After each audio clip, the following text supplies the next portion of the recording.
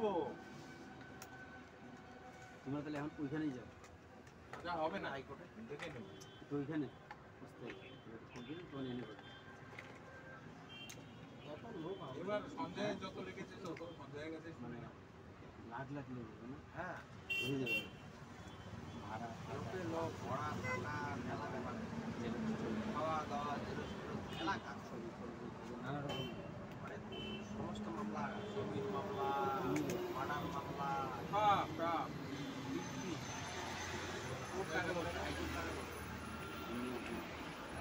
সব এমন কোনো বাদ নাই যে আছে সব আছে মানে 20,000 একজন ভিতরে যারা সুস্থ বিচার পায় না লোয়ার কোর্টে তারা হাইকোর্টে আসে। ঠিক পলাশ যাদের পলাশের তো রিজেক্ট হয়েছে হাইকোর্টে। তাদের আবার হাইকোর্টে হলে সত্যি বিচার হলে এটা করলে পরে এখান থেকে দ্বিতীয়বার কি গেল দিয়ে দিয়েছে কত ফিরে আসবে কলকাতা ফিরে আসবে মালদা ফিরে আসবে গেল লোয়ার কোর্ট থেকে যদি মালদা থেকে আগে বেলটা করা তাহলে তো লোয়ার কোর্টে করে দিও মালদা থেকে এড়িয়ে পড়বে মালদা